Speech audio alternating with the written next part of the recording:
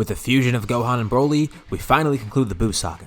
Although, there are some unintended consequences from this fusion. The power given off from the fusion actually awakened Beerus a little bit earlier on, and now he's on Earth, trying to find the Super Saiyan God. But who or what even is the Super Saiyan God? We'll be exploring that and more in this part 9 of What If Goku Found Broly Early. With Beerus inquiring about the Super Saiyan God, Vegeta wonders. Well, they know about Super Saiyan, specifically 1 and 2. And there is also Broly, who has a weird green-haired version of Super Saiyan, a lot more powerful than their versions of it. They still have no clue of what it really is. They think he's some sort of mutant, some anomaly maybe. But it could actually be the Super Saiyan God that Beerus is looking for. That would explain why he's so unique. So Beerus is intrigued. Take him to this Broly guy. Of course, Vegeta's not going to turn that down. And most of the others learn of Beerus being there. With the Pure Saiyans and Piccolo coming over, Paragus warns Broly not to go. Goku and Broly have no idea of who Beerus is, but Paragus actually does. He was actually around on Planet Vegeta when Beerus visited, actually even witnessing him firsthand. He knows if Beerus gets mad, they're all going to die. And he's warning everyone to not go. But they really don't have a choice. If anything, that's just going to piss Beerus off even more if they don't meet him. And he wants to see Broly specifically. This makes Broly very nervous. Not only the fact that it's some dude from outer space calling himself a god of destruction, but the fact that Paragus is so terrified of him saying not to go. It's actually surprising to Goku and Piccolo. Seeing Broly actually kind of nervous again for once. It's not too abnormal, but with him being one of the strongest in the group, it is off-putting, and it kind of spreads to them too. Beerus is glad to meet Broly, and asks him to show off his power immediately. And skip that Super Saiyan stuff. Vegeta actually showed him Super Saiyan 1 and 2 in the meantime. He just wanted to see whatever Broly has, that supposed Super Saiyan God form. So, Broly ends up transforming. And Beerus is kind of impressed. I mean, it looks very brutish. That doesn't look like a god form at all. And he senses no godly ki within him. But it does seem decently powerful at least, and Broly comments too. He has no clue why, but after fusing with Gohan, it seems his potential is drawn out a little bit more, briefly awakened after fusing with Gohan and transforming into Ultimate. He has grown stronger since the Buu saga, noticeably so, and Beerus wants to see that power showcased. So, the two of them start fighting, and surprisingly, without any godly ki, Beerus is actually taken aback by how strong Broly is. I mean, it's not anything in comparison to him, but by mortal standards, he's surprisingly powerful. Definitely more so than any of the other people here, and that makes him wonder even more, where is the Super Saiyan God? If it's some sort of form maybe, well he wants to see how to obtain it, specifically for Broly. Enough time has already passed from the Buu saga to the point where they can actually use the Dragon Balls again, giving them the perfect chance to just ask Shenron about it. Maybe he knows. And of course, he's able to give the answer, telling them how to perform the Super Saiyan God ritual. And I don't think I need to tell you that there's definitely enough people here. It's the same crew as last time, except instead of Videl, Broly's in it. And he's also the one that's going to become the Super Saiyan God, at the request of Beerus. Of course, Goku and Vegeta definitely want to try that out as well. But Beerus really wants it to be Broly, which kind of worries them. They know Broly's not really good at controlling his power. So, having him get Super Saiyan God, they're a little bit concerned about how that's going to go. Beerus doesn't care. He'll be able to stop Broly. No matter how strong he gets as a Super Saiyan God, it shouldn't be too much of an issue. Well, he's been warned and it looks like they can't really do anything else about it. Vegeta's absolutely terrified, as is pretty much everyone else there, including Broly himself. But the ritual is done, as Broly ascends up into the air, surrounded by a strange glow, and then descending, not looking too much different besides his hair changing into a reddish color. And he seems to be completely lucid here. That's really weird because normally when Broly transforms, they expect it to go either way. But he's actually got it under control here. And Whis says just as he expected. Even if Broly does have issues controlling his power, it seems that a godly form is more than tranquil enough for him to handle. No one can sense his power, but they can feel the pressure coming off him just from his aura. But as for Beerus, he can sense it, and he is elated. He tells Broly immediately, they gotta start fighting.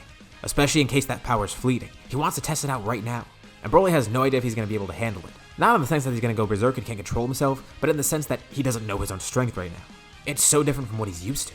They ascend up into the air and begin fighting. And Beerus is immediately impressed. The power that this mortal has. Well, he's not a mortal anymore, but still. To think that he got this strong from this transformation.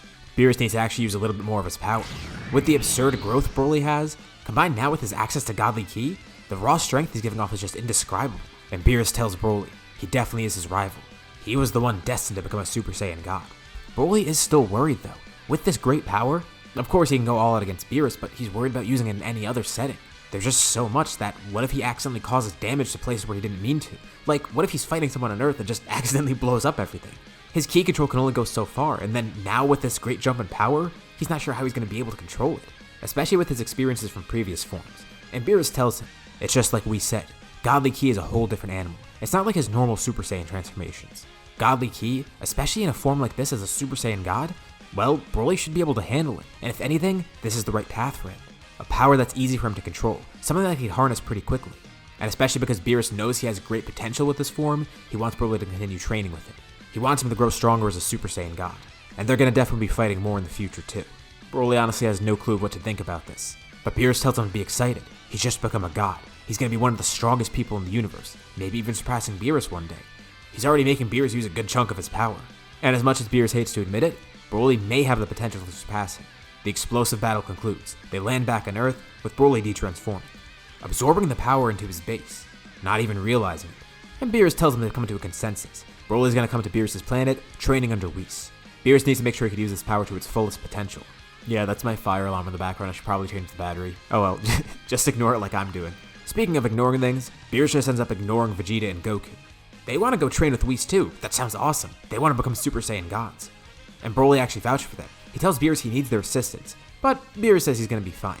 If anything, he should learn to not rely on them as crutches. And Broly doesn't think he has been doing so, but Beerus doesn't really want them to come. Broly's enough there, and he doesn't really know how they can match up to him at all. He saw Vegeta's Super Saiyan 2, and honestly, he wasn't really too impressed. And maybe them as Super Saiyan gods would be nice, but nothing in comparison to Broly. He'd rather fully focus on Broly. And Paragus urges Broly, don't try to push back against Beerus. And honestly, Vegeta kind of agrees. So unfortunately, they're going to be staying on Earth right now. Broly is the only one to go to Beerus' planet. But Goku and Vegeta aren't going to give up there. No, they need to go train there. They want to become Super Saiyan gods. There's got to be some way to impress Beerus and Whis. Maybe they can do the god ritual themselves. But there's a pretty big issue with that. Broly's already gone, and they have no way to contact Beerus and Whis. And this is not too long after the Buu saga, so Videl's not even pregnant, so she can't even join in. They actually do not have enough people here. Vegeta says there's also Tarble maybe, but he has no clue of how to reach him, and it might be wasted effort if anything. They need to think outside the box. Do something else to get Beerus' attention. Broly definitely will come back eventually. I mean, he's not just going to stay there permanently. They already confirmed that to them. And by the time Beerus is back, they need to impress him somehow. Vegeta immediately goes to Bulma, telling her to upgrade 16 again. 16 already tells Vegeta he's as strong as he possibly can be, and Bulma actually vouches for this too. Is he doubting her work? And even if she could upgrade him even more, I mean, she's kind of running out of ideas for how to upgrade him. She's upgraded him so much that she has no clue of how to make him even stronger than he already is. But Vegeta tells her, whatever she could do it. So she gets to work trying to improve him even further. And it's tough, but she's able to upgrade him somewhat, making him a very powerful training partner for Vegeta. And immediately, they head into the Room of Spirit and Time. But what's Goku up to? He doesn't really want to go in the Room of Spirit and Time right now. Instead, he's got two other training partners, Gohan and Piccolo, both of whom are above him. And he's actually surprised. Doesn't Gohan want to become a Super Saiyan God as well? Well, it could be cool, but he doesn't want to go to Beerus' planet necessarily. Besides, now with Ultimate, he's got more than enough power, and he can keep growing with this, maybe grow even beyond it somehow. And as for Piccolo, his orange form, that's more than enough. Without Broly, he's the strongest person on Earth actually. So in a surprising turn of events, the Saiyans are behind. Goku and Vegeta, they're not at the top, probably not even close. Broly, Piccolo, Gohan, 16, all of them are ahead of those two. If anything, this will just push them even further though. A lot of time ends up passing. Broly starts training on Beerus' planet, growing far stronger. He does go back to Earth occasionally. Beerus does want to get some food from there, and Broly obviously wants to go home once in a while. He's making great progress. He hasn't evolved Super Saiyan God in any way, but he's still growing in terms of power. And Beerus is absolutely stunned at how Broly's growing. Every time Beerus visits Earth, Goku and Vegeta try to impress him in some way. And after all this time, at one point, Beerus is just a little bit too annoyed by them. So he takes the bait and asks them, what are they doing? What can they do to impress him? Without godly powers, he wants them to impress him somehow. And they've actually unlocked the perfect thing. Together, they both begin transforming, going into Super Saiyan 2, but start powering up beyond that. They tell Beerus this is their true potential. Look how much they've grown just in the past few months alone. With their rigorous training and motivation, they're able to get a level beyond Super Saiyan 2, showing off Super Saiyan 3 simultaneously. And Beerus honestly isn't too impressed. I mean, they're definitely way stronger than before, and for everybody else there, the form is impressive, despite the drawbacks that it does have. But it does show Beerus these two are very motivated, and they have the potential to grow pretty quickly. Maybe not on Broly's level, but they still could grow pretty quick. Alright, well, how about this? Let's do the Super Saiyan God ritual on them. Now with Broly here, they can actually try it. There's not really too much risk here. If they're too weak, Beerus isn't going to take them, but they get to keep the form. And if they're strong enough, Beerus will take them. So once again, the Super Saiyan God ritual is done. Twice actually, both on Goku and Vegeta, as they showcase their new Super Saiyan God forms. As Beerus expected, it's not as impressive as Broly's. Still, impressive though. And he does see the potential that they have. He ends up facing them, both at once actually, not individually. And even with this, they still don't put up as much of a challenge as Broly did. Not that Broly was too much of a challenge for him, but still, he was definitely a tougher opponent than both of them combined. And Beerus wonders if they'll ever reach his level. They definitely have the dedication for it though, and they could at least try that. So, reluctantly he decides, yeah, why not? Take them to his planet. They're Super Saiyan Gods now, so he might as well. Especially because it'll help BROLY grow even more, since he'll have more training partners, and the fact that BROLY's more comfortable with them around anyways. Oh my god, that fire alarm. It's just for this video, I promise. It adds character. But that's not the only thing that's been happening here. Frieza's army tries to collect the Dragon Balls, and they're successful in doing so, using Shenron to revive Frieza. They've been spying on Earth, planning their revenge, and they're able to figure this out, get the Dragon Balls, revive Frieza, and have him destroy them. Of course, Frieza's glad to do so, and he surprisingly begins training. But amidst his training, there's somewhat of a weird occurrence. Ships from his army watch nearby. With Frieza training on some barren planet, all the scouters on the ship go off. They sense a strong power nearby, and it's not Frieza's. Frieza looks up, seeing some sort of light in the sky. It slowly descends down on the planet, and a man lands nearby, telling Frieza he sensed him all the way out in space, wondering what that power was. Well, he knew who it was. He could easily pick up on that key. And Frieza asks, who the hell is this guy? And what does he want? The man introduces himself. His name is Cell. He knows of Frieza. Actually, he's part Frieza. He's been looking for a good fight for a while, having grown a lot stronger, needing some way to test out his power. And Frieza seems like the perfect target, especially because he's back now and he's grown stronger. With Cell wondering how Frieza even did come back, and Frieza can't even believe what he's hearing. This man, he's part Frieza? He's a faker, an imposter.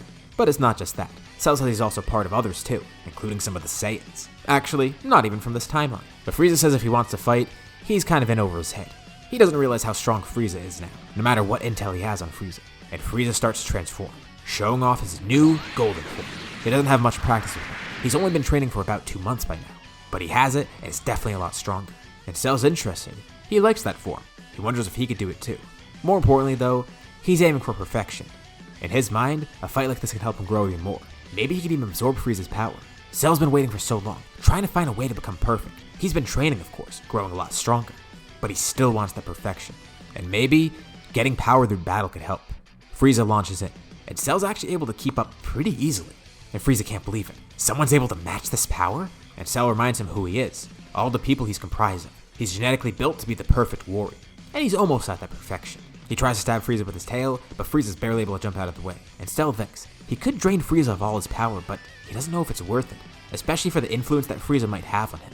Cell is nearly perfect as is. He doesn't want to ruin that by having Frieza muddy the waters. But he can steal a little bit of energy. He continuously tries to strike Frieza with his tail, and eventually lands a hit, taking some energy from him. More data that'll help him grow stronger, and rejuvenate him a little bit. He tells Frieza honestly he's a bit disappointed. He expected more of Frieza after sensing that power. And it seems like he's running out of stamina pretty quickly too. That golden form is just flashy, there's nothing behind it. But he thanks Frieza for the experience. And angrily, Frieza launches a blast down towards the planet, blowing it up, laughing. He says Cell's not gonna survive this. But he does. Frieza floats there in space, bloodied and beaten. All the ships are barely able to get out of the way, but as Frieza's eyes dart around, he then sees Cell. Cell already told him so many times, he's part Frieza. He could survive in space. And with a single attack, he finally wipes away Frieza. Well, at least he had some fun here, but it was kind of a waste. But Cell has a new idea though. He looks around at all those other Frieza Force ships, and his mind begins racing. Maybe they have the resources available. I mean, there's some pretty good scientists with the Frieza Force most likely. They could have the resources he needs. Cell hasn't just been training. He's been spending his time researching, trying to find materials for himself. He wants to build the parts that he needs. Because theoretically, if he just needs to absorb an android, can't he just create another one just like that? Or at least finding the pieces that he needs to actually activate that perfection. From his own innate knowledge, and with an android already in him, he could probably try to construct the parts he needs, especially with the help from the Frieza Force's resources, and maybe their scientists. And that'll be perfect. Once he does that, he can then go back to Earth and face the others. But he doesn't necessarily want to kill them. Well, unless they end up disappointing like Frieza. He can't keep them around. If they are actually impressive to fight, it would be a waste to kill them. He's obsessed with fighting, so if he kills them, then what fun is he going to have then? It's going to be a repeat of what he just went through. The ships try to rocket off, but Cell chases after them, punching through one of the airlocks and entering that way. He tells them now that Frieza's gone, they're going to be under new management, and he only has one use for them, their tech. The rest of the Frieza Force watches on terrified, but they have nothing else to do here. They kind of just have to listen to Cell. And as Cell begins plotting his next move, this is where we'll leave off for now. So, what do you guys think is going to happen next? What's going to go on with BROLY, Goku, and Vegeta? What about Gohan and Piccolo on Earth? And most importantly, what about Cell? Leave all your thoughts and suggestions in the comments below. I'd love to see what you guys think. As usual, be sure to drop a like and subscribe if you haven't already, especially if you want to see more videos like this. Anyways, thank you all for watching, and I'll see you all in my next video.